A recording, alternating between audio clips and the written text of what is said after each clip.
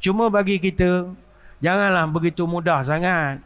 Asal nampak orang tu macam tok lebay sikit, inilah Imam Mahdi kita penyelamat. Jangan begitu. Kita nak menantikan kepimpinan khilafah alam manhaj nubuwah ini, kena belajar daripada petunjuk Nabi SAW. Jangan belajar pada netizen Konoha, tak betul. Belajar dengan ulama. Ulama membacakan hadis-hadis. Berkenaan Imam Mahdi, Nabi dah bagi detail dah. Tuan-tuan tinggal baca saja. Apa contoh? Katakanlah dalam seminggu dua ni, adalah entah mana, entah berantah orang balakong ke orang pucung ke orang dengkil ke mana ke, mengaku jadi Imam Mahdi. Datang ke masjid tuan-tuan. Baik. Apa kita kena tengok? Tengok indikatornya berdasarkan ciri yang Nabi bagi. Pertama, apa Nabi beritahu?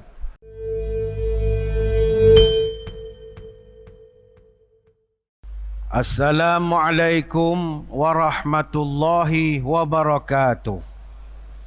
Pertamanya tahniah kepada pihak masjid. Hujung-hujung tahun nak masuk tahun baru, lain macam dia mencari semangat.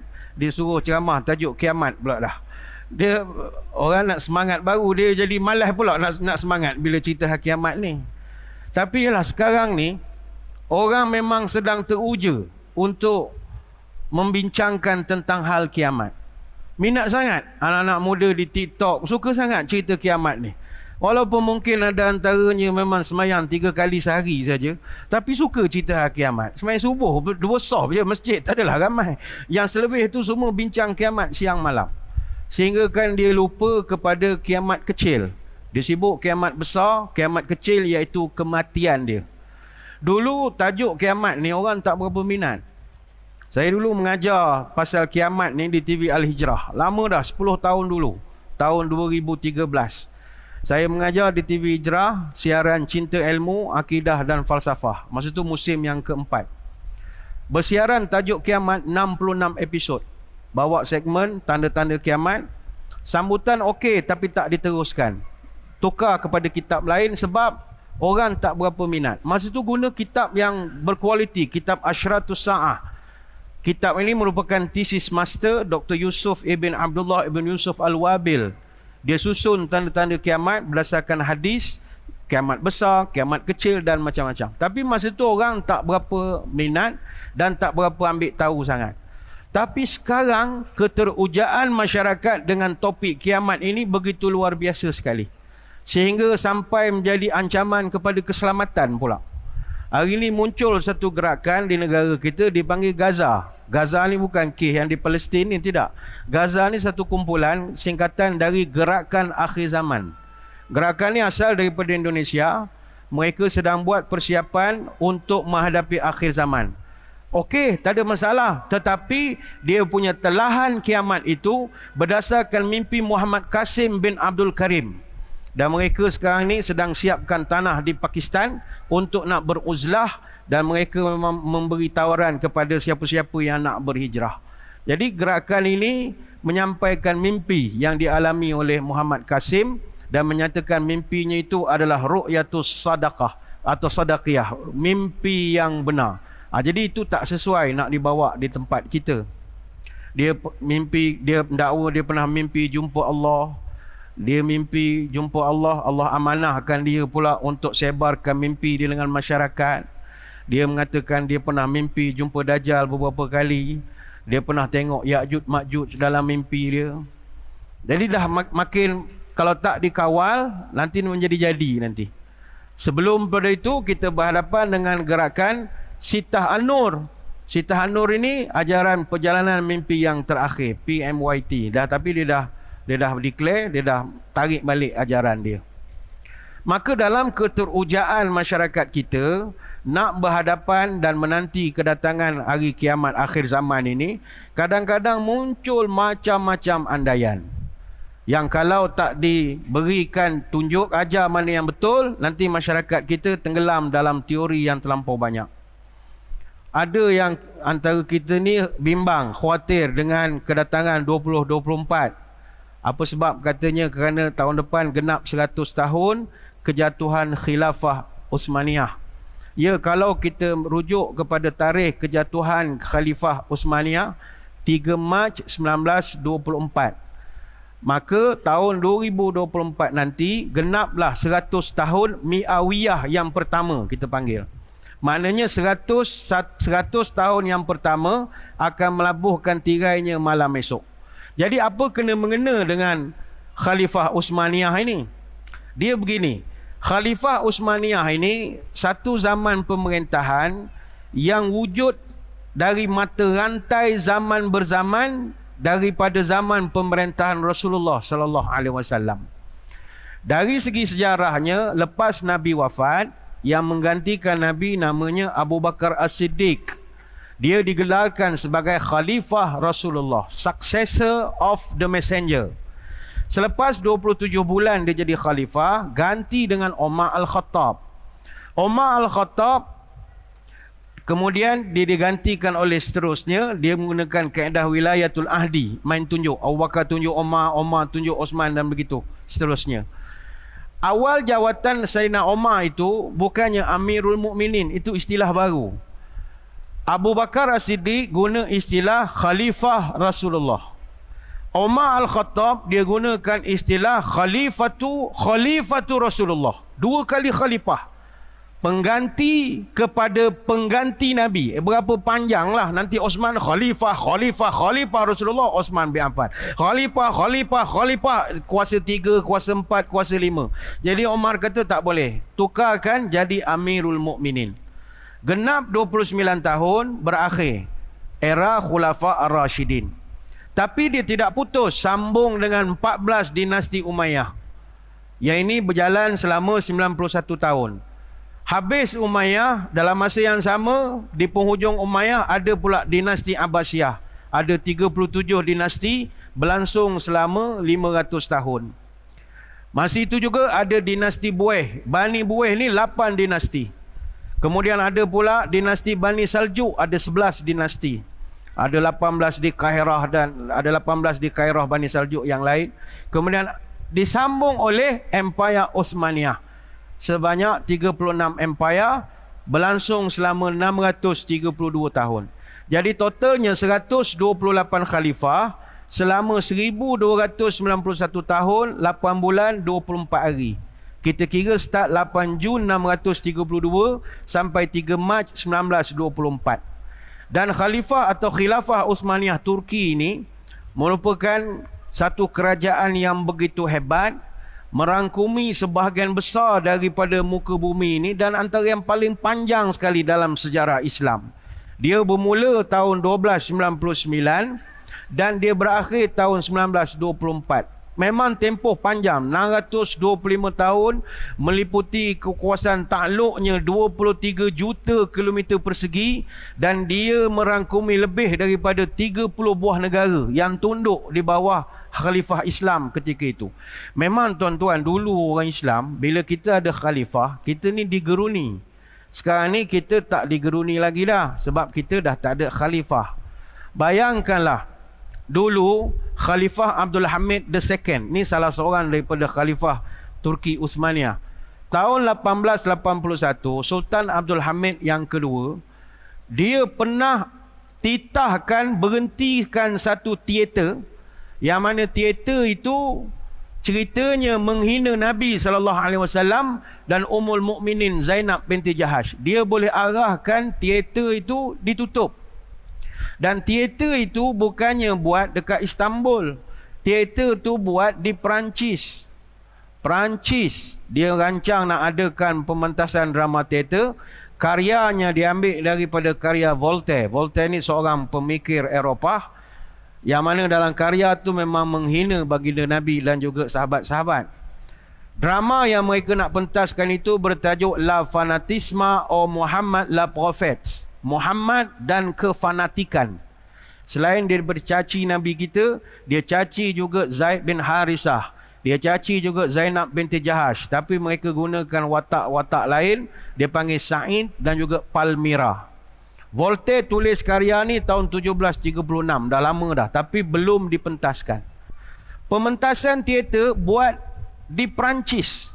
Tetapi disebabkan orang gerun dengan orang Islam, bila Sultan Abdul Hamid tahu, dia boleh beri kata dua kepada pemerintah Perancis melalui duta dia di Paris, hentikan pementasan drama itu, atau dia akan menghadapi kesan daripada negara-negara Islam. Perancis serta-merta membatalkan. Gerun ketika itu. Jadi kumpulan teater ini kecewa tak dapat buat pementasan di Perancis, di Paris. Lalu mereka berhubung dengan pihak di England, dapat kebenaran buat persembahan di England. Mereka pun beralihlah pergi ke London nak buat pementasan yang serupa. Sultan Abdul Hamid bila tahu dia pindah pula pergi England, dia keluarkan pula arahan kepada England. England ni tuan-tuan ada raja. Dia keluarkan arahan melalui duta dia, kalau tak ambil tindakan, kami akan bertindak. Tapi England menolak perintah itu dengan alasan tiket dah dijual dan pembatalan drama ataupun teater itu bertentangan dengan prinsip kebebasan berkarya di kalangan rakyat dia. Jadi report sampai kepada Sultan Abdul Hamid. Mendengar jawapan itu, Sultan Abdul Hamid bertitah, saya akan mengeluarkan perintah kepada seluruh umat Islam mengumumkan bahawa kamu England sedang menyerang dan menghina Nabi kami. Saya akan kobarkan jihadul akbar, jihad yang paling besar sekali. Ready, standby lah engkau. Britain sekuat-kuat dia, Britain negara penjajah, kita pun kena jajah dengan Inggeris. Tetapi bila dengar orang nak buat jihadul akbar, walaupun mereka berpegang kepada freedom of speech, freedom of macam-macam, akhirnya pementasan drama itu dibatalkan. Begitu kuatnya khalifah Islam dulu. Ini cerita dululah, dulu punya cerita. Sekarang dah tak ada lagi. Sekarang umat Islam tak digeruni lagi dah. Apa tanda burung perpat dalam semak mati tertindih? Apa tanda kiamat dekat? Orang Islam banyak tapi macam buih. Macam buih, tak kuat. Tiup dia angin habis, hancur begitu saja. Maka di penghujung 100 tahun pertama ini, sewajarnya kita muhasabah. Kita nak menilai balik sejauh mana pencapaian kita, apa kelemahan kita, apa kekuatan kita yang perlu kita ambil kira untuk menempuh Mi'awiyah yang baru nanti. Saya percaya tuan-tuan pun dah banyak dapat mesej ataupun hadis yang orang kongsikan. Hadis masyhur tentang mujaddid ataupun reformis yang akan muncul setiap 100 tahun. Abu Hurairah radhiyallahu anhu dia pernah menyebut, Nabi bercerita kepada dia, innallaha yab'atsu li hadhil ummati ala ra'si kulli mi'ati sanatin may yujaddidu laha dinaha. Allah akan mengutus untuk umat ini setiap 100 tahun orang ataupun orang-orang yang akan memperbaharui agama ini daripada penyimpangan. Hadis ini adalah riwayat Imam Abu Daud dalam kitab Al-Malahim. Dalam kitab Al-Malahim dia ada bab yang disebut tentang kurun ke-100, ada satu bab. Dan Imam Al-Hakim juga meriwayatkan hadis ini dalam kitab Al-Mustadrak, dan ulama hadis menilai hadis ini sahih. Setiap 100 tahun akan muncul satu reformis. Soalnya pada malam ini, siapa yang disebutkan renewal of the century ini ataupun religious revival? Siapa mujaddid ini? Setiap abad dia akan ada. Ini jadi tanda tanya di kalangan netizen. Siapa 100 tahun yang nak datang, 100 tahun yang nak datang ni? Andaian terlampau banyak, kadang-kadang kita nak ketawa pun ada. Main dengan netizen Konoha ni tuan-tuan, macam-macam. Dia punya perbahasan itu pelik-pelik saja. Dia mujaddid ini semua dah muncul dan akan muncul yang akan datang. Siapakah mereka? Ini ada khilaf di kalangan ulama. Siapa mujaddid? Kata Az-Zahabi dan juga Ibn Hajar Al-Asqalani, istilah mujaddid ini boleh dalam makna jamak, plural, makna ramai, satu kumpulan, organisasi. Mungkin juga dalam bentuk individu khusus. Tetapi dia lebih setuju ianya dalam bentuk organisasi, ramai. Ini boleh rujuk dalam Fathul Bari, Tarikhul Islam dan banyak lagi.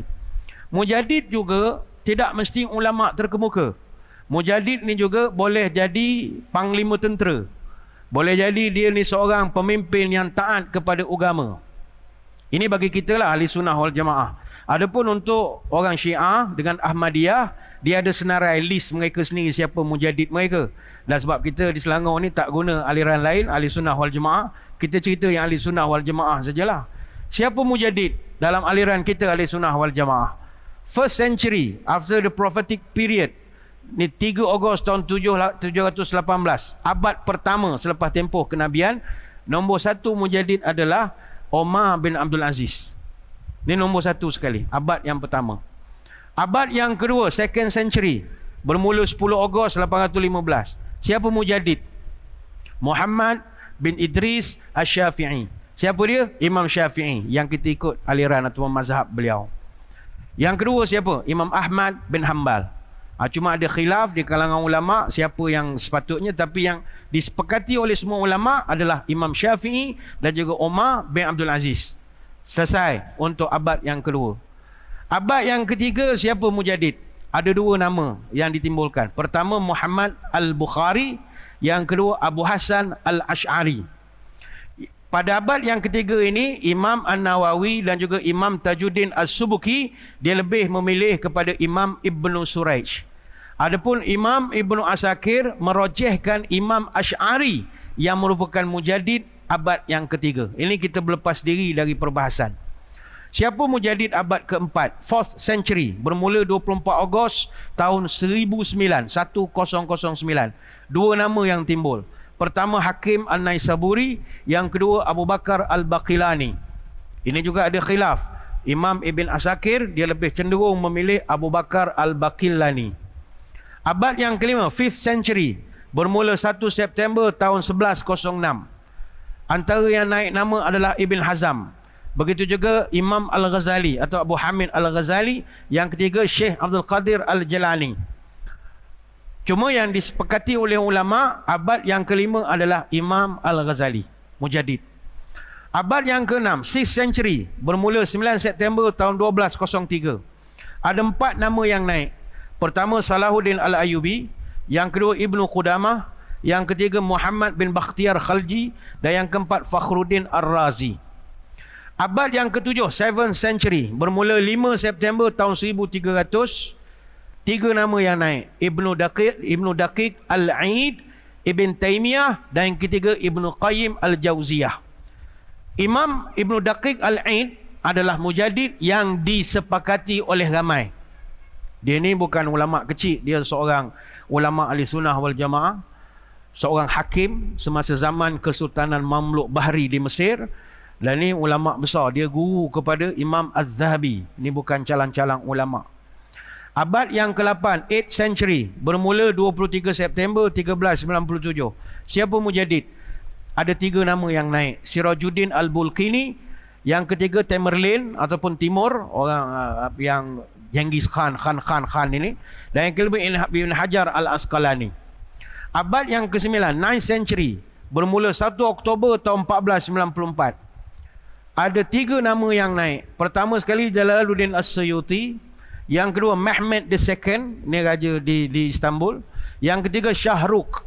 Shahrukh ni bukan Shahrukh Khan yang berlakon tu, tidak. Shahrukh ini Shahrukh Mirza, pemimpin Empire Timurid. Ni panglima pemimpin yang hebat lah zaman Timurid. Abad yang ke-10, 10th century, bermula 19 Oktober 1591. 2 nama naik. Salim, raja Osmaniyah yang pertama, Salim the First. Yang kedua Sulaiman the Magnificent. Sulaiman ni juga adalah salah seorang pemimpin di dalam Turki Utsmani, the longest reigning sultan of the Ottoman Empire, antara yang paling lama memerintah, tahun 1520 sampai 1566. Di bawah pemerintahan dia, Empire Osmaniyah menguasai 25 juta manusia. Maknanya dia seorang raja yang hebat. Abad ke-11, 11th century, start 26 Oktober 1688. Antara yang disebut sebagai mujaddid Khairuddin Ar-Ramli. Kemudian Mahyuddin Aurangzeb Alamgir. Dan yang ketiga Abdullah bin Al-Alawi Al-Haddad. Abad yang ke-12, 12th century, bermula 4 November 1785. Ada 8 nama yang naik. Tak tahu mana satu. Shah Waliullah Dehlawi, Muhammad bin Abdul Wahab, Murtada Az-Zabidi, Shah Abdul Aziz Dehwi, Tipu Sultan, Osman Danfodio, Syekh Ahmad Barelvi, Fazil Haq Khairabadi. Abad ke-13, 30th century, ada 3 nama yang naik. Muhammad Abduh, Mahmud Hasan Diobandi, yang ketiga Ahmad Razak Khan. Abad yang ke-14, 14th century, Bermula 21 November 1979, ada 6 nama yang naik. Ashraf Ali Tanwi, Said Nursi, Abdul Rahman As-Sa'di, Abu Ala Al-Maududi, Murabit Al-Haj, Muhammad Alawi Al-Maliki. Soalan, siapakah pula mujaddid yang akan datang? Jadi tak ada orang yang boleh buat suatu telahan. Nama tu banyak. Cuma saya sebut tadi ini dalam aliran ahli sunnah wal jamaah. Aliran-aliran lain itu ada banyak lagi nama-nama yang mereka sebutkan mujaddid reformis ini. Kalau dulu tuan-tuan masih ingat zaman Al-Arqam dulu. Kalau kumpulan Al-Arqam bagi mereka, Haji Asy'ari bin Muhammad itu sahibuz zaman, disebut mujaddid. Adapun Syekh Muhammad As-Suhaimi, Imam Mahdi. Itu pendapat dia. Tapi kita tak gunakan di sini. Kalau bagi orang-orang Ahmadiyah, Syiah, mereka ada Mullah Sadra Shirazi, ada Said Ahmad Khan, ada Mirza Ghulam Ahmad dan bagai-bagai lagi.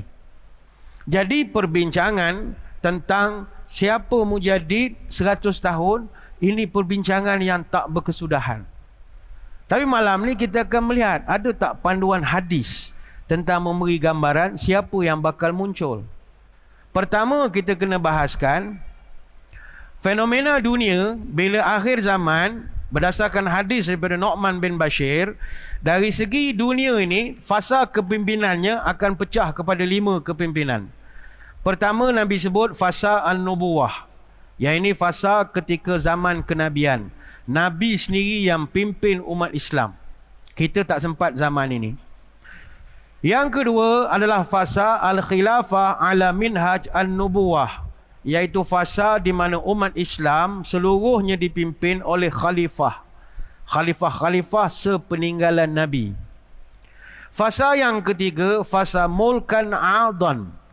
Fasa mulkan adhan ini, fasa manusia dipimpin oleh mulkan adhan. Mulkan ni pemimpin atau raja. Adhan ni menggigit. Artinya kita dipimpin oleh pemimpin-pemimpin yang zalim. Adakah kita sempat zaman ini? Kita tak sempat. Pemimpin-pemimpin zalim ni tuan-tuan, pemimpin diktator, kita tak jumpa sebab kita dah zaman demokrasi. Kita tak merasa sangat. Mendengar cerita sajalah. Pemimpin zalim dunia ni ramai tuan-tuan. Dipanggil sebagai pemerintahan kuku besi, Iron Fist. Majalah Times, dia pernah senaraikan 15 pemimpin diktator dunia. Walaupun boleh dipetikaikan senarai itu, tapi begitu banyak sekali. Hun Sen, Pakalita, Moses Lee, Hugo Chavez, ramai dimasukkan.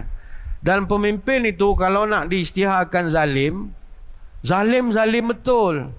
Bukannya zalim tu suruh cocok vaksin tu zalim. Itu tak ada, itu tuan-tuan tak cocok, tak apa, tak ada masalah. Zalim ini membunuh sampai peringkat menzalimi. Siapa contoh pemimpin zalim? Ini tak sempat dengan kita. Antaranya Attila the Hun. Attila ni bahasa Turki panggil Attila, pemimpin Empire Hunnik. Hunnik ni sekarang Hungary sekarang ni. Dia ni melakukan pembunuhan besar-besaran semasa penaklukan di Austria sampai Jerman. Tak ada lah zaman kita ini. Siapa lagi pemimpin diktator zaman dulu? Ivan the Fourth of Russia, ataupun Ivan the Terrible. Dia ni Grand Duke of Rurikovic. Dinasti Rurik, dia memerintah Central Europe. Central Europe sekarang ni Rusia, Ukraine, Belarus, Poland dengan Lithuania. Dia ni memang zalim betul. Buat tembok besar dekat Novgorod, dekat dengan Poland. Tiap hari dikumpulkan 500 sampai 100 orang, diseksa, dibunuh. Dia pernah tumbuk menantu dia sendiri, pukul anak dia sendiri sampai mati. Ini memang pemimpin-pemimpin zalim. Jadi zaman kita ni memang tak ada lah. Kecuali adalah antara yang orang pernah dulu menyebut beberapa pemimpin. Tapi ini pun era tahun 70-an. Sebagai contoh Pol Pot. Pol Pot ni pemimpin Khmer Rouge, Perdana Menteri Kemboja. Dia memerintah Kemboja tak lama, 4 tahun saja. Tapi dia menyebabkan kematian 2 juta orang Kemboja. 1/3 populasi rakyat Kemboja tak ada. Itu yang ramai lari sampai ke tempat kita itu. Mayat ditanam dalam kubur besar. Jadi untuk nak menjimatkan peluru mahal. Sebiji peluru RM2, mahal. Jadi pembunuhan itu dilakukan guna alat lama, kapak, tukul, buluh yang ditajamkan. Memang zalim betul. Ada juga pemimpin tahun 70-an, Idi Amin Dada. Ni kita pun tak sempat, tapi tahu cerita dia. Memang zalim betul. Presiden Uganda. Dia 8 tahun jadi presiden. Ini antara Firaun zaman moden lah. Dia punya, macam kita kan pemimpin ada gelaran. Macam Tuanku Agong kan ada nama dia. Maulana Kebawah Duli Yang Maha Mulia Seri Paduka Baginda Raja Mendatuk Tuanku Agong Al-Sultan Abdullah Riayatuddin Al-Mustafa Billah Shah Ibni Almarhum Sultan Haji Ahmad Shah Al-Musta'ina Billah. Kalau Mahisuri Agong, Bawah Duli Yang Maha Mulia Raja Pemaisuri Agong Tunku Azizah Aminah Maimunah Iskandariah binti Almarhum Al-Mutawakkil Allah Sultan Iskandar Al-Hajj. Itu kalau pemimpin kita. Kalau Idi Amin Dada, apa gelaran dia? His Excellency President for Life Field Marshal Al-Hajj Dr. Idi Amin Dada, Conqueror of the Bright British Empire in Africa in general and Uganda in particular. Panjang betul nama dia. Dia membongkakkan diri dia sendiri. Jadi pemimpin zaman ini kita tak sempat. Kemudian Nabi sebut akan berlaku satu lagi fasa pemimpin, dipanggil Mulkan Jabariyah. Masa kepimpinan diktator dari segi pemaksaan. Dia tak ada pembunuhan tapi pemaksaan. Kemudian yang kelima, fasa al-khilafah ala minhaj al-nubuwah. Iaitu fasa di mana khalifah akan berjalan semula atas fasa kenabian.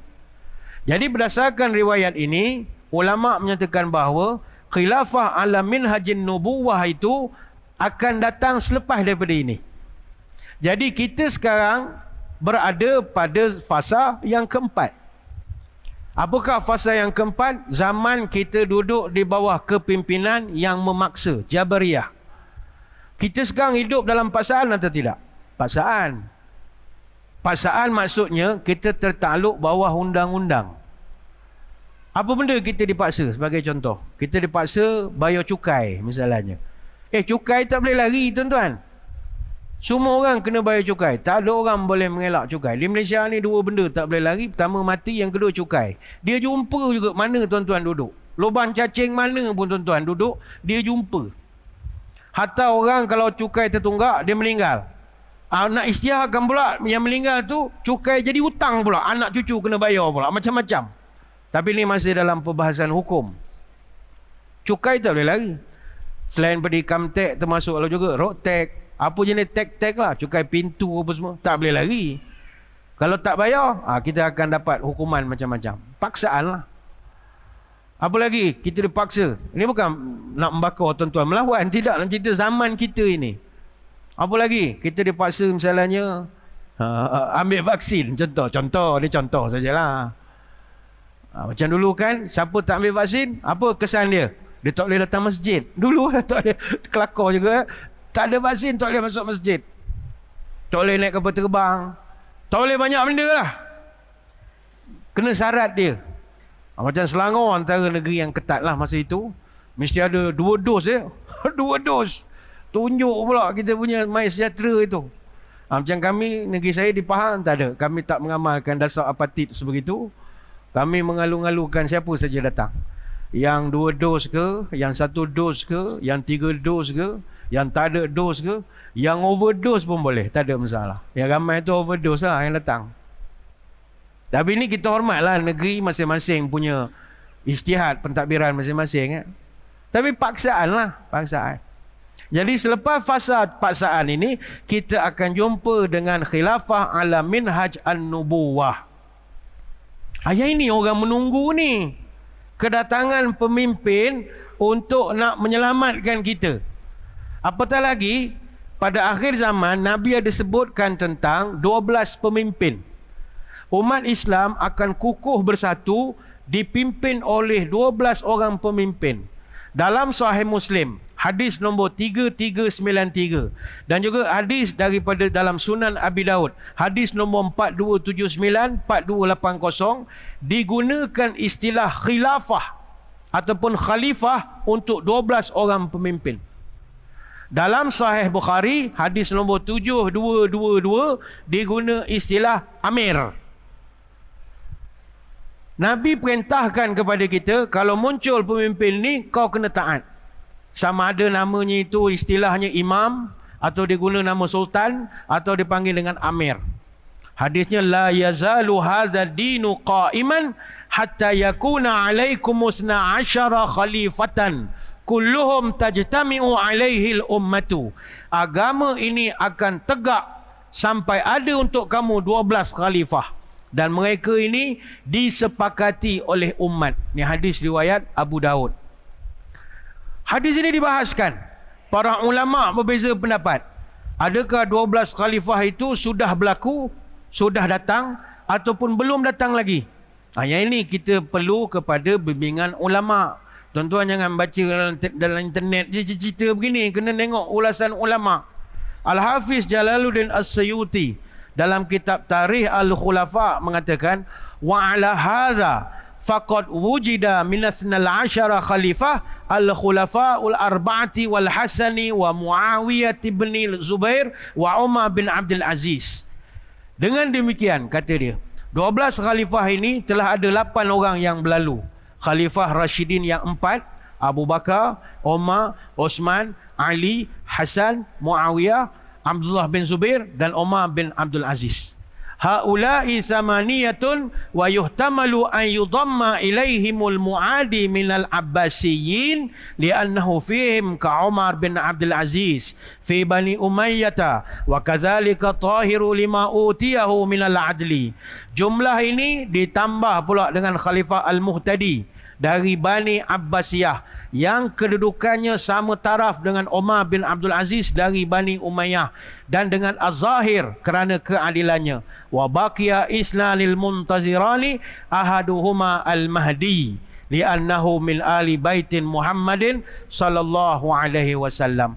Tinggal 2 khalifah lagi yang kita tunggu.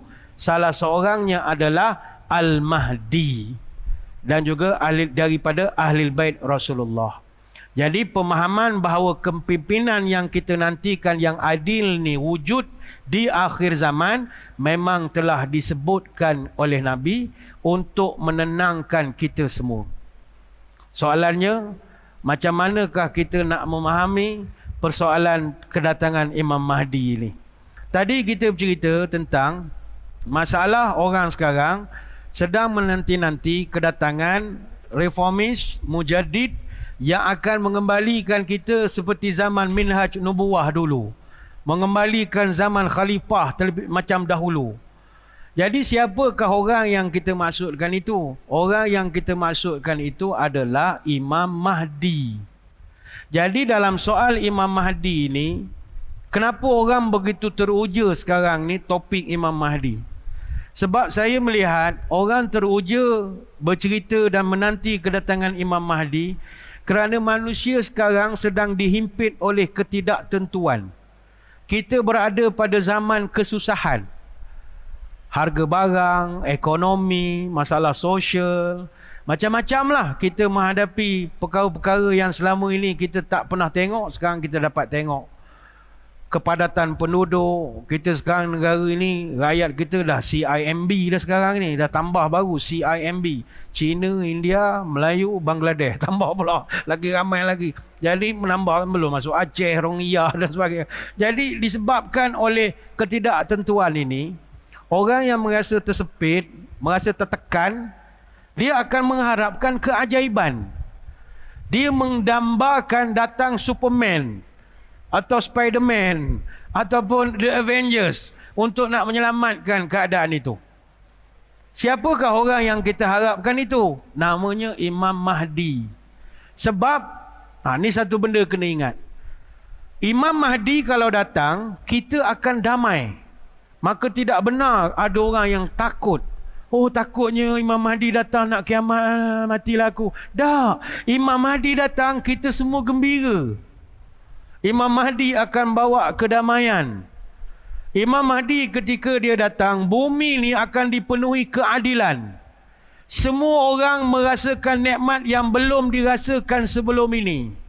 Bumi mengeluarkan macam-macam tumbuh-tumbuhan. Langit menurunkan hujan yang penuh manfaat. Harta melimpah ruah tanpa batas. Kata Al-Hafiz Ibn Katsir dalam kitab Al-Bidayah wan Nihayah fil Fitan wal Malahim. Cari kitab ini jilid yang pertama muka surat 31. Dia terangkan zaman Imam Mahdi datang, buah-buahan melimpah. tanam-tanaman tumbuh subur, harta melimpah ruah, pemerintahan kuat, agama tegak, musuh tunduk, kebaikan berlaku tiap-tiap hari. Berdasarkan satu hadis, Nabi pernah menyebut, wa yamla'ullah quluba ummati Muhammadin ghinan wa yas'ahum adluhu hatta ya'muru munadiyan fayunadi fayaqul man lahu fi malin hajatun fama yaqumu minan nasi illa rajulun, kata Nabi. Nanti Mahdi datang, Allah akan isikan dalam hati setiap umat Muhammad dengan kekayaan. Kita rasa puas kerana mewah ketika itu, dan kita merasa sungguh keadilan. Dan ketika itu akan ada satu penyeru buat announcement, malin hajatin, man lahum fi malin hajatin. Siapa-siapa nak harta, siapa-siapa nak duit, siapa-siapa nak bantuan, cepat, ni ada nak bagi duit, nak bagi bantuan ini. Fama yaqumu minan nasi illa rajulun. Seramai-ramai manusia, tak ada yang datang pergi ambil bantuan kecuali satu orang saja. Siapa satu orang tu lain tahulah, cerita panjang pula hadisnya sekarang. Cuma tuan-tuan, Imam Mahdi lah juga. Janganlah lupa pada imam masjid ni. La ilaha illallah. Masjid tak datang, imam masjid ada, sibuk Imam Mahdi buat apa? Utamakan imam masjid kita ni dulu.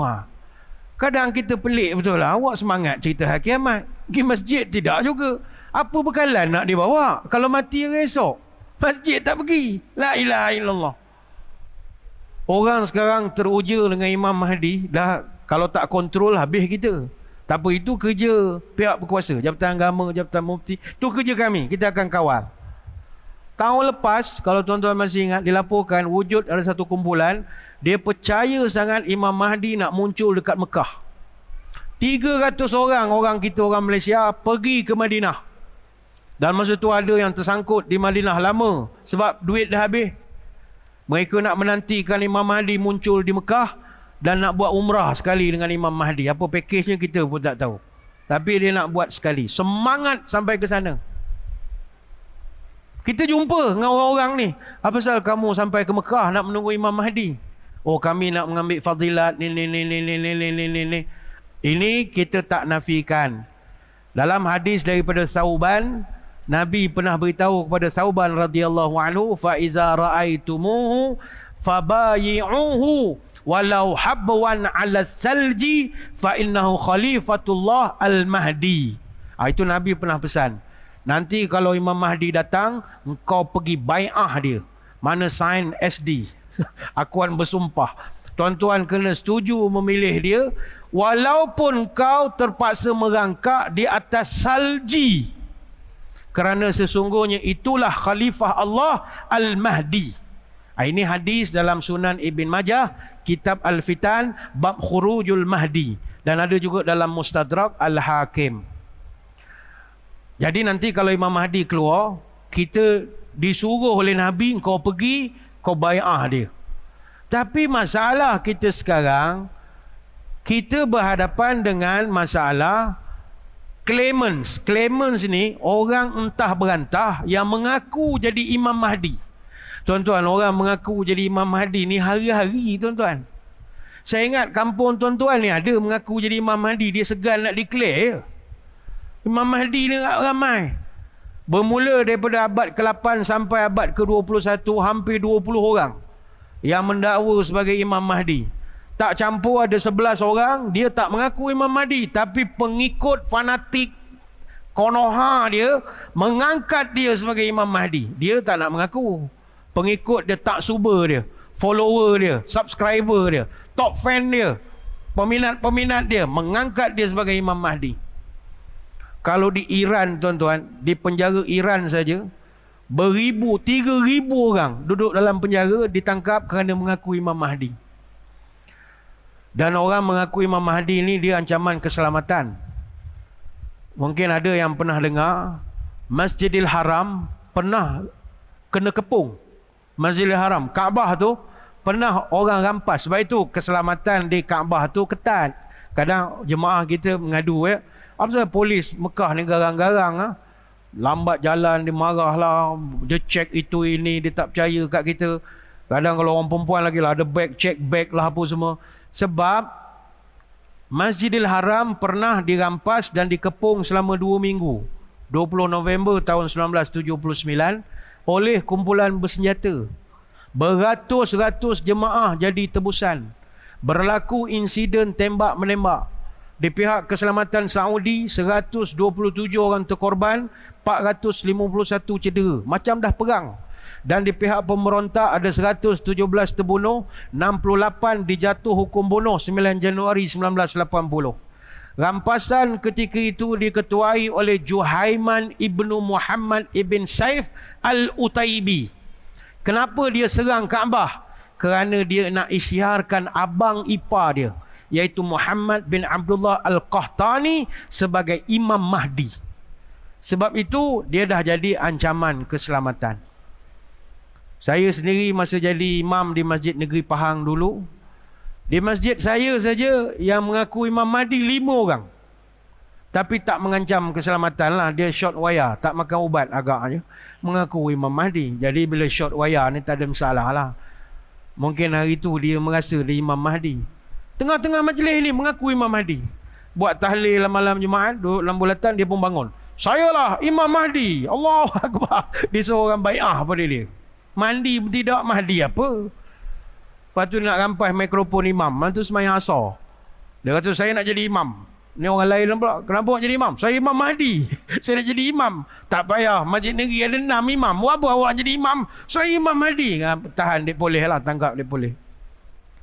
Dah jadi ancaman. Masjid ni agak tak ada lagi lah yang mengaku Imam Mahdi. Di Indonesia itu ramai lah mengaku Imam Mahdi.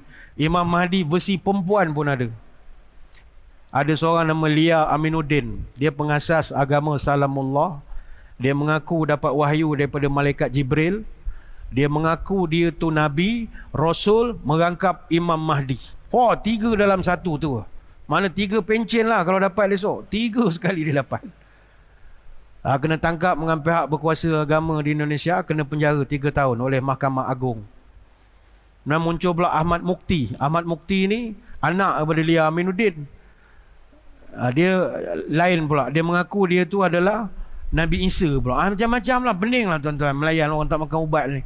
Mengaku Nabi Isa pula. Sebenarnya menanti kedatangan juru selamat akhir zaman ni bukan dalam agama Islam saja. Bahkan kalau kita kaji perbandingan agama, agama-agama lain pun sama juga. Sebab itu non-Muslim dia pun berharap datang juru selamat di dunia untuk menyelamatkan agama masing-masing. Kalau orang Yahudi, dia terkenal dengan eskatologi, dia panggil Masyah. Kalau orang Kristian, dia menanti Nabi Isa datang semula. Kalau orang Islam, kita menanti Imam Mahdi dan juga Isa Al-Masih. Kalau agama Drus, dia menanti Jesus dan juga Hamzah ibnu Ali. Ada 2 orang yang ditunggu. Kalau Zoroastisma, dia menunggu Syahshian. Kalau Buddhisma, Maitreya. Kalau Taoisma, dia tunggu Li Hong. Semua agama ada yang dia tunggu. Sebab itu kalau kita tengok apa yang berlaku di Israel sekarang ini, dia ada kena-mengena dengan menanti penyelamat akhir zaman. Dalam agama Yahudi, sebelum dia punya penyelamat nama Masyiah, sebelum Masyiah datang, dunia ni mesti dalam keadaan berperang.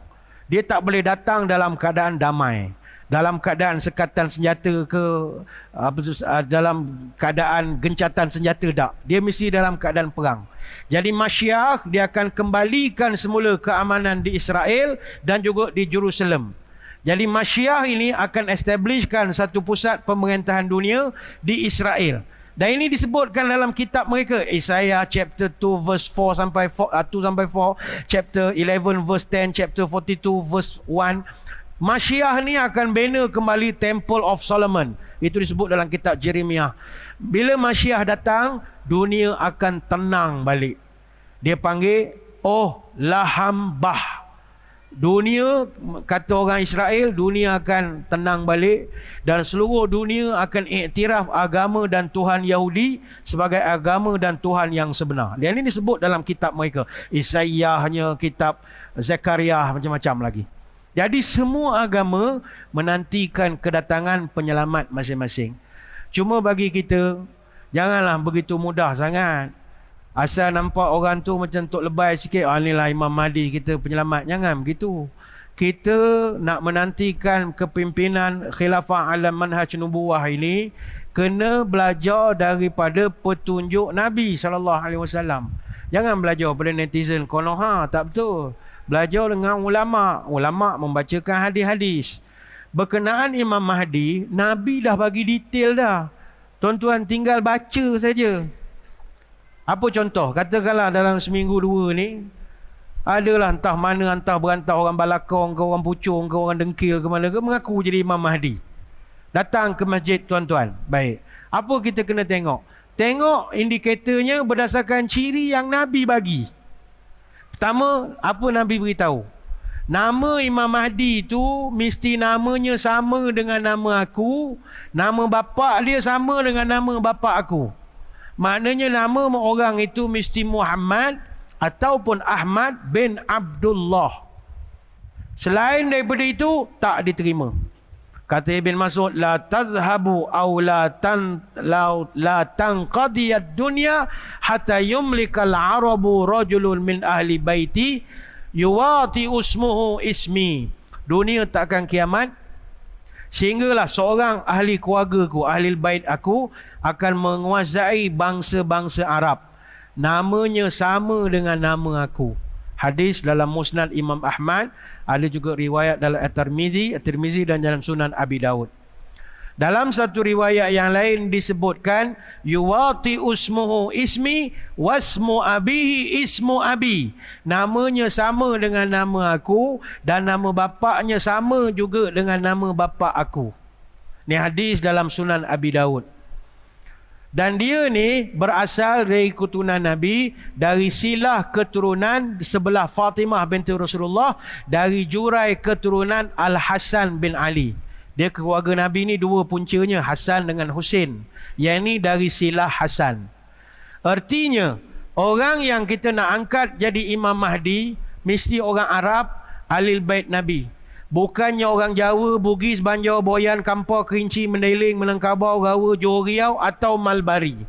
Apatah lagi Bangladesh. Itu tidak. Dia mesti daripada keturunan Nabi. Bahasa mudah, Said. Said pun mesti yang ori. Bukan yang Said income. Said income tu lain. Mengaku Said untuk cari makan. Nyampah betul menengok. Tu Said income. Tak betul. Said betul. Sayyid. Habaib, golongan Habib-Habib. Dia ada dia punya pengenalan dia. Dia Said ni ada Al-Al dia lah, Al-Idrus, Al-Yahya bin Yahya. Adalah Al-Al dia. Kalau yang tak ada Al tu tak ada lah. Tu Said income lah jawab dia.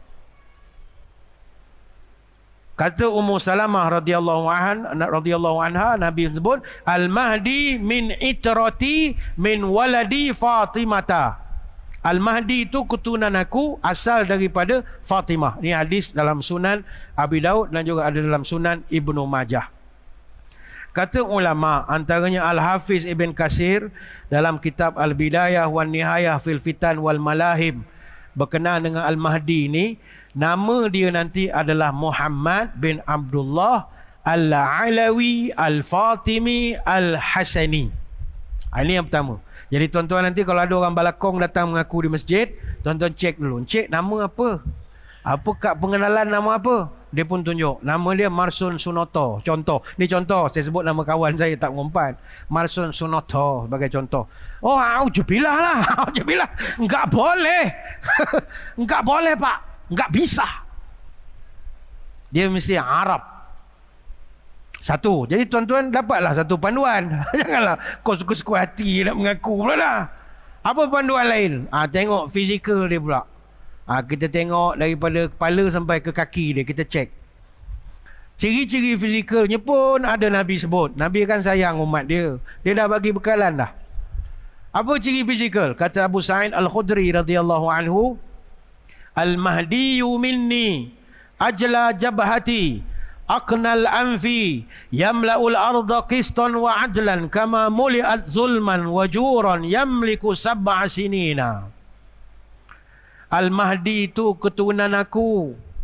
Ajlal jabhati, dainya lebar kata Nabi. Jadi nombor satu tuan-tuan tengok dai dia, lebar ke tak lebar. Cuba tepuk dai dengan tangan kita. Kalau cukup, lebarlah ke dainya tu. Kalau tepuk kena rambut, tak berapa lebar lagi. Kalau dia kelentong, tepuk kuat-kuat sikit lagi, biar dia terduduk. Apa benda mengaku Imam Mahdi? Yang kedua, aqnal anfi. Ini mustahak. Hidungnya mesti mancung. Kalau yang mengaku tu esok hidungnya umpama madu, jambu madu dibelah dua, tak payah sajalah. Hidung lebih kurang kita je. Tak payahlah mengaku. Awak hidung pakai spek, asyik jatuh, kejap tolak. Punyalah tak ada batang hidung nak mengaku Imam Mahdi. Datang semayang imam masjid sudahlah. Apa nak jadi Imam Mahdi? Hidung mesti mau mancung. Lebih kurang hidung Pakistan, hidung Bangladesh. Bangladesh mancung? Tak mau mancung, kita tengok. Kemudian apa lagi? Aqnal anfi yamla'ul arda qistan wa adlan. Dia akan memenuhkan bumi ini dengan keadilan. Sebagaimana kama muli'at zulman wa juran. Yang mana sebelum itu bumi dalam keadaan dizalimi. Orang berada dalam keadaan kesusahan.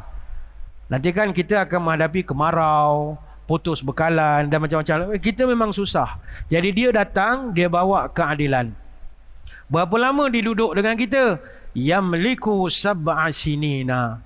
Dia akan berkuasa di bumi ini selama 7 tahun. Hadis dalam Sunan Abi Daud, Kitab Al-Mahdi, hadis nombor 4265. Dan juga ada dalam riwayat Mustadrak Al-Hakim. Jadi tuan-tuan, bila Imam Mahdi dah datang, kalau takdirnya kita sempat, takdirlah kita sempat, kita akan duduk dengan dia 7 tahun. Selepas daripada Imam Mahdi, barulah kita boleh risau sikit. Sebab ketika itu akan berlaku banyak tanda-tanda kiamat, dah makin meriah. Kemunculan Mahdi ni dia permulaan. Dia ulama' sebut, tanda kiamat ini dia akan muncul secara berangkai. Dia macam pada tasbih. Satu keluar, yang lain melurut. Dia akan ikut je. Tapi selagi yang satu ni belum keluar, dia berat lagi yang lain. Jadi kalau Mahdi dah keluar, dia macam ikatan tasbih yang terputus daripada tali dia. Dia akan berturut-turut. Cuma kita tak tahu mana yang dulu, mana yang kemudian. Sebab tanda kiamat yang besar ini, dia tak ada ketetapan. Macam kita daripada kecil kita belajar, tanda kiamat besar apa? Mana kalau berlaku tanda tu, terus kiamat. Kita yang kita belajar daripada kecil di sekolah agama, tanda terakhir kiamat adalah matahari terbit dari barat. Itu yang kita belajar. Tapi adakah benar matahari terbit dari barat itu tanda besar kiamat? Tidak juga. Sebab tanda dia berbeza-beza. Sebagai contoh, ada hadis daripada versi Huzaifah bin Asid Al-Ghifari radhiyallahu anhu. Dia dengar terus terang daripada Nabi cakap, nombor 1 tanda besar kiamat adalah asap dulu. Macam sekarang ni orang kaitkan jerebu, tak ada kena-mengena. Sebab asap yang 40 hari sebelum kiamat, asap tu dari langit. Dia bukan asap daripada bumi. Asap yang kita sekarang ni sebab orang bakar ladang, dia daripada bumi, pembakaran hutan. Tak ada kena-mengena dengan daripada langit. Jadi belum ada lagi. Yang kedua, lepas asap muncul Dajjal. Lepas Dajjal keluar binatang darat ataupun Dabatul Ard. Yang keempat, terbit matahari dari barat. Nombor 4. Nombor 5, baru turun Nabi Isa. Yang keenam, keluar Ya'juj Ma'juj. Yang ketujuh, yang ke-8, yang ke-9, 3 gempa bumi di timur, barat dan jazirah Arab, semenanjung Arab. Dan yang ke-10 adalah keluar api dari Yaman yang akan menghalau kita. Ini hadis dalam Sahih Muslim, Kitab Al-Fitan wa Ashratus Sa'ah. Ada pula versi lain daripada Huzaifah bin Asid Al-Ghifari. Dia pernah juga dengar Nabi sebut, selepas Mahdi akan berlaku pula 3 gempa, iaitu di timur, barat dan semenanjung Arab. Lepas tu keluar asap. Lepas tu muncul Dajjal. Lepas tu keluar binatang bumi. Kemudian keluar Ya'juj Ma'juj. Kemudian terbit matahari daripada barat. Yang ke-9, api yang menghalau manusia. Yang ke-10, baru turun Nabi Isa. Dah terbalik pula dah. Tapi ini juga dalam Sahih Muslim. Ada pula versi daripada Abi Hurairah. Nabi pernah sebut pada dia, pertama berlaku lepas pada Al-Mahdi adalah terbit matahari dari barat. Terus matahari terbit dari barat. Lepas tu asap. Lepas tu Dajjal. Lepas tu binatang. Lain pula. Ini juga dalam Sahih Muslim. Ada pula versi lain daripada Abu Hurairah juga dalam Sahih Muslim, kitab Al-Fitan. Nombor satu yang berlaku lepas daripada Al-Mahdi adalah Dajjal dulu. Lepas Dajjal, asap. Lepas asap, binatang bumi. Lepas binatang bumi, terbit matahari dari barat. Yang kelima, kematian adalah benda-benda yang kita dah biasa dengar. Artinya, mana satu? Which is which? Tuan-tuan nak pegang yang mana? Kalau tanya kepada saya cenderung kepada pandangan ulama'. Ada seorang nama At-Taibi. At-Taibi ni dia ni ulama' hadis, ulama' tafsir, pengarang kitab Syarah Mishkatil Masabih yang terkenal. Dia buat kitab Syarah Al-Kashaf, Al-Khulasah fi Usul Hadis dan banyak lagi.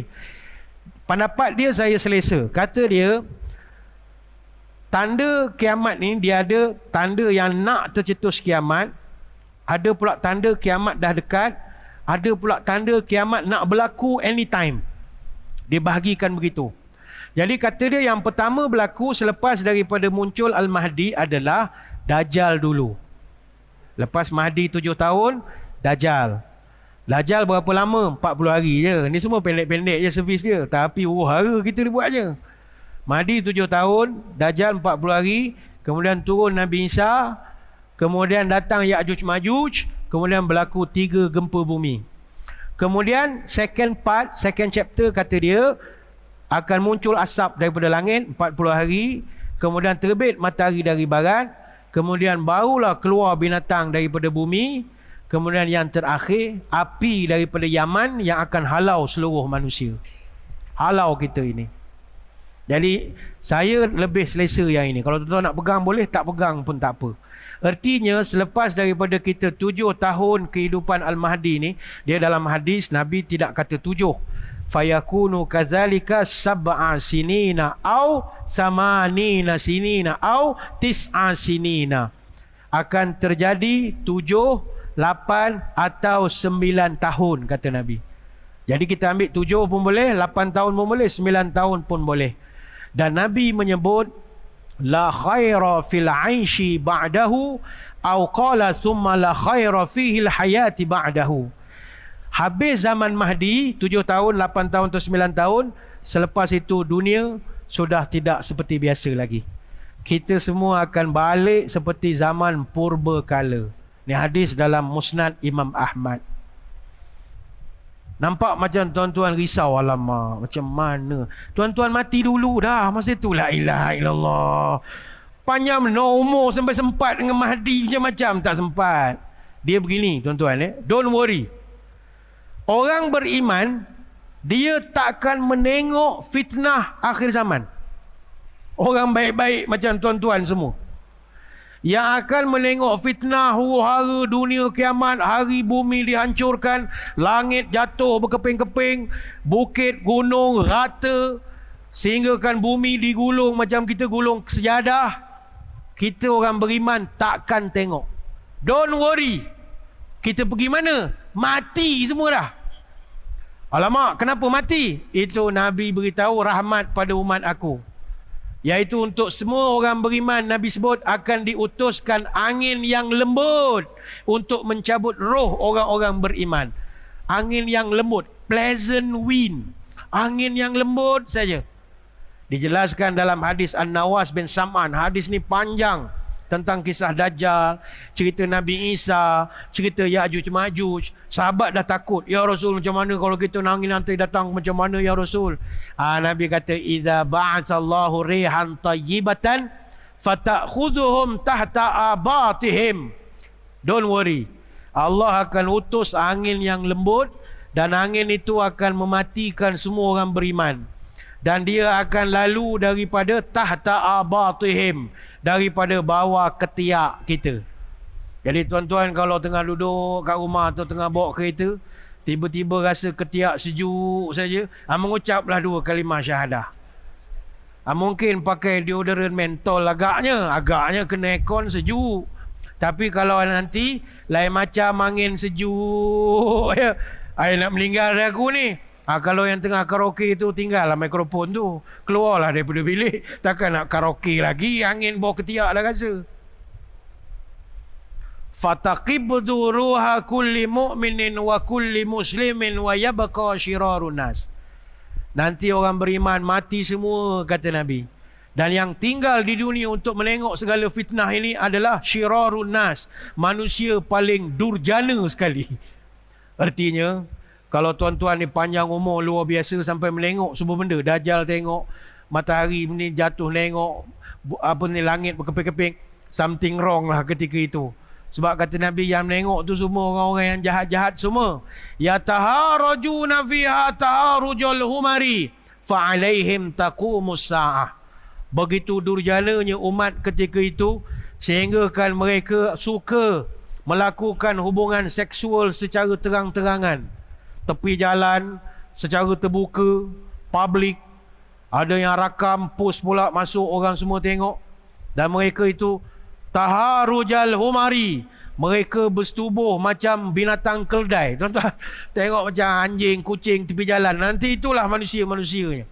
Memang tak ada civic betul ketika itu. Dia buat projek tengah-tengah orang ni je. Tak ada nak pergi ke hotel bajet apa, tak ada lah. Dia mana dia sempat saja. Fa'alaihim taqumus sa'ah. Orang-orang macam inilah ketika itu kiamat akan berlaku. Ini hadis dalam Sahih Muslim, kitab ataupun bab zikrud Dajjal. Jadi lega sikit lah kan. Alhamdulillah, tak sempat menengok, tak apa. Tak ada masalah lah pun. Saya pun tak faham lah pasal orang jadi takut. Alamak, 2024 apalah gini. Sibuk Imam Mahdi, datang masjid, ikut imam semayang, sudah lah, la ilaha illallah. Semayang, minta doa pada Allah, berikan kekukuhan iman. Saya tengok orang kita terlampau banyak membaca internet. Tuan-tuan, internet ni bukannya ilmu. Internet ni maklumat je. Ilmu, kitab. Buka kitab, mengaji. Internet tu semua sumber maklumat yang tak ditapis. Siapa yang menapisnya? Mana ada orang tapis? Nak posting Facebook, siapa yang tasbih? Yang check kan? Mark Zuckerberg tak sempat nak baca semua. Mana dia nampak perkataan Israel kan? Itu sajalah dia delete kannya. Tak ada.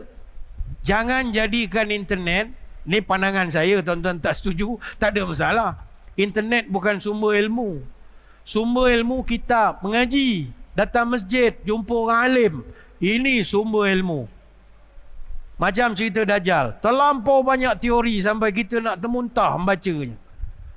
Macam-macam teori. Dajjal itu, Dajjal ini, Dajjal ni, television itulah Dajjal. Ada yang kata kumpulan K-pop itulah Dajjal. Ada yang kata apa, Coldplay itulah Dajjal. La ilaha illallah, kau mengaji di mana? La ilaha illallah. Benda-benda yang berkaitan ghaibiat, benda-benda ghaib, kita tak boleh berteori. Kita mesti pandu kepada Quran, hadis, huraian ulama. Engkau tak boleh guna teori-teori konspirasi, tidak boleh. Macam contoh orang kita, bila kita cerita hal Dajjal, dia pun tanya, Ustaz, Dajjal ni ada kat mana? Kenapa pula? Saya ni veteran tentera, komando. Kami veteran komando akan cari Dajjal. Kami akan bunuh Dajjal, siap-siap. Kau hajar punya Dajjal. Tuan Haji, tak payahlah semangat sangat. Baik tu orang suruh mengaji, jangan baca Facebook je. Yang bunuh Dajjal, Nabi dah sebut. Siapa yang bunuh Dajjal? Namanya Nabi Isa. Pakcik tu Haji Isa, tak layak lagi. Nabi Isa yang boleh bunuh. Tukar dia tanya kita pula dah. Ada juga orang mencari Dajjal sampai ke Mekah. Ada. Orang suruh tawaf 50 pusingan sunat, dia sibuk mencari Dajjal. Duduk dalam masjid, tengok dekat Kaabah, mana Dajjal nak muncul. Tiba dia nampak satu orang jemaah, matanya buta sebelah, rambutnya kerinting macam kismis kering. Itu kan ikut hadis. Jalan pula kakinya capik sedikit.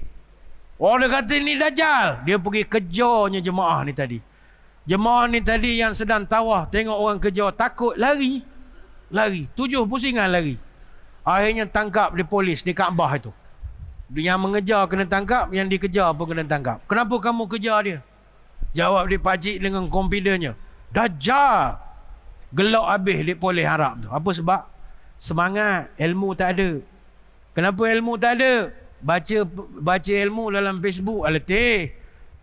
Dajjal, dia tak akan muncul di 2 tempat. Di Mekah dengan Madinah. Tak payahlah kita pergi mencari. Dan Nabi tak suruh pun cari Dajjal. La ilaha illallah. Ini tuan-tuan ingat ya. Man sami'at bid-dajjali falyan'a anhu. Siapa, ni kata Imran bin Husain. Abu Dahmah didengar Imran bin Husain beritahu satu hadis. Nabi pesan pada dia. Siapa yang tiba-tiba satu hari dia terdengar ada orang mesej, Dajjal dah muncul. Kata dapat mesej dalam WhatsApp group. Oh, dah kemunculan Dajjal di menara TRX. Contoh di KLCC dipastikan ada Dajjal. Orang pun hantar gambar. Memang mata dia satu apa semualah. Tuan-tuan yang sedang berada di rumah di Taming Jaya ini, tak payahlah pakai baju start engine pergi tengok. Tak payah. Nabi kata siapa mendengar kedatangan Dajjal, jangan pergi. Kau duduk ontok-ontok diam-diam di rumah. Buat hal masing-masing. Sahabat tanya, takkan tak boleh pergi cek ya Rasul? Fawallahi, demi Allah, kata Nabi. Inna rajula la ya'tihi wa huwa yuhsabu annahu mu'min. Fayattabi'uhu mimma yub'atsu bihi minas syubhat aw lima yub'atsu bihi minas syubhat. Demi Allah, orang yang asalnya dia rasa dirinya kuat iman, takkan terikut dengan Dajjal.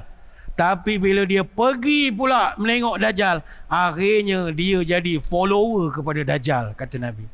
Ini hadis dalam Sunan Abi Daud dan ada dalam Mustadrak Al-Hakim. Nabi suruh berlindung dari Dajjal, bukan suruh cari Dajjal. Ini kita kena ikut ajaran yang sebenar. Apa cara mohon perlindungan daripada Dajjal? Banyakkan membaca surah Al-Kahfi. Jangan bergaduh nak memikirkan apa agama Al-Kahfi, biar lantaklah apa agamanya. Membaca surah Al-Kahfi itu yang mustahaknya. Yang Nabi suruh tu kau kena buat. Baca surah Al-Kahfi. Ada 110 ayat. Kalau malas, bacalah awal 10 yang pertama. Alhamdulillahilladzi anzala ala abdihil kitab walam yaj'al lahu iwaja. Baca mula daripada itu. Ada sebagian riwayat kata 10 yang pertama, ada riwayat kata 10 yang terakhir. Bacakanlah. Nabi sebut man adrakahu minkum falyaqra alaihi fawatiha suratil kahfi.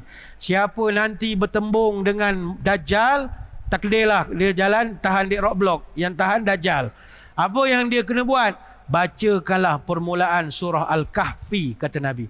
Surah Sahih Muslim, hadis riwayat Muslim. Sehari 2 ni hafallah surah Al-Kahfi. Tak payahlah bergaduh tentang pemuda Kahfi. Hafal ayat Al-Kahfi. Ini Nabi suruh, bukan penceramah suruh. Imam Muslim juga riwayatkan daripada Abu Darda, man hafiza 10 ayatin min awwali suratil kahfi usima minad dajjal. Siapa hafal 10 ayat yang pertama dari surah Kahfi, dia akan dijaga daripada fitnah Dajjal. Alhamdulillah, kita di masjid pada malam ini lepaslah tanggungjawab. Kita berpesan kepada seluruh masyarakat di kampung kita ini, amalkan membaca surah Al-Kahfi. Khusus kepada kaum ibu. Ini saya pesankan banyak kali, kaum perempuan, wanita. Apa sebab orang perempuan paling banyak kena baca surah Kahfi? Sebab majoriti pengikut Dajjal, majoritinya adalah wanita. Kita pun tak faham lah apa sebab orang perempuan minat dengan Dajjal. Barangkali Dajjal ni muka macam Korea ke apa, kita pun tak tahulah. Tapi ramai peminat. Kata Umar Al-Khattab, yanzilud Dajjalu fi hazihi sabghati bimirqanata fayakunu aksaru ma yakhruj ilaihi an-nisa. Dajjal ni akan datang di tanah yang lembab ini nanti, dan majoriti pengikutnya adalah perempuan, kata Umar. Sehingga kan hatta inna rajula yarji'u ila hamimihi wa ila ummihi wa banatihi wa ukhtihi wa ammatihi fayusikuha ribatan makhafata an takhruju ilaihi. Sehingga kan kita nanti orang laki-laki, ketika Dajjal datang, kita terpaksa berlari balik ke rumah. Apa kita buat? Kita terpaksa ikat mak kita, isteri kita, anak perempuan kita, adik-beradik perempuan kita, mak saudara kita, ikat pada tiang. Apa sebab? Nak menghalang mereka keluar menuju ke Dajjal. Ini hadis dalam Musnad Imam Ahmad dan ditahqiq oleh Syekh Ahmad Syakir. Bayangkanlah tuan-tuan, punyalah Dajjal ni apa handsome kita pun tak tahu. Dia bagi handbag free ke apa, kita pun tak tahulah. Dia datang, orang perempuan teruja nak pergi. Sampai kita terpaksa ikat dengan rantai. Tuan-tuan belilah rantai siap-siap. Pergi kedai DIY ke hardware ke, susunkan rantai. Asal abah beli rantai sampai 5. Ni untuk kakak engkau, ni untuk adik perempuan kau, ni untuk mak engkau, ni untuk nenek engkau, ni untuk makcik, mak ngah dengan mak teh engkau. Siapkan rantai. Pelik pula orang balik ceramah beli rantai, ingat beli kitab lain pula. Jadi ini antara persediaan lah. Saya nak cerita panjang-panjang pun, benda ni umur kita rasa tak sampai menengok kepada benda-benda ini. Menengok kepada keadaan semasa, insya-Allah. Kalaupun Imam Mahdi turun, kita akan damai 7 tahun. Kemudian adalah musibah selepas daripada itu, tapi mungkin kita tak sempat untuk nak merasa keperitan. Yang akan merasanya lah anak cucu kita lah. Jadi kita pesan pada mereka, ini persiapan. Kau baca surah Kahfi. Datang Dajjal, kau jangan pergi tengok. Kau duduk rumah-rumah. Duduk di rumah, jangan keluar. Bekalan siapkan. Baca surah Kahfi hari-hari. Sebab itulah amalan yang Nabi ajarkan pada kita untuk menghadapi fitnah akhir zaman ini nanti. Sebenarnya banyak nak diceritakan, tapi saya kira sekadar itulah sembang-sembang pada malam ini. Saya mengucapkan ribuan terima kasih atas undangan. Mohon maaf sebarang kekurangan. Moga-moga kita bertemu pada lain-lain kesempatan. Sebelum berpisah, marilah kita menadah tangan berdoa. Moga majlis kita ni diberkati hendaknya oleh Ilahi, dan Allah bantu kita dalam menghadapi cabaran akhir zaman ini. Diperkukuhkanlah iman kita dan juga anak keluarga kita mudah-mudahan. A'udzubillahi minasyaitonirrajim. Bismillahirrahmanirrahim. Allahumma salli wa sallim ala Sayyidina Muhammad salatan tukhrijuna biha min zulumatil wahmi. Allahumma inna na'udzubika min azabi jahannam wa min azabil qabri wa min fitnatil mahya wal mamati wa min syarri fitnatil masihid dajjali. Allahumma tawil umurana wa sahih ajsadana wa nawir qulubana wa thabit imanana wa ahsin a'malana wa wasi' arzaqana wa ilal khairi qarribna wa ni syarri ab'idna wa qdi hawaijana fid din wad dunya wal akhirah innaka ala kulli syai'in qadir. Ya Allah, panjangkanlah umur kami, sihatkanlah tubuh badan kami, terangkanlah hati kami, tetapkanlah iman kami, elokkanlah amalan kami, luaskanlah rezeki kami, dekatkanlah kami dengan kebaikan, jauhkanlah kami dari kejahatan, kabulkanlah segala doa kami sama ada dalam urusan agama, dunia ataupun akhirat. Subhanakallahumma wa bihamdika nashhadu an la ilaha illa anta nastaghfiruka wa natubu ilaik. Wa sallallahu ala sayyidina Muhammadin wa ala alihi wa sahbihi wa baraka wa sallam. Walhamdulillahi rabbil alamin. Sekadar itu, terima kasih atas perhatian. Mohon maaf sebarang kekurangan dan lewat sikit kita berhenti. Moga-moga bertemu lagi pada lain-lain kesempatan. Wabillahi taufiq wal hidayah. Wassalamualaikum warahmatullahi wabarakatuh. Wallahu a'lam.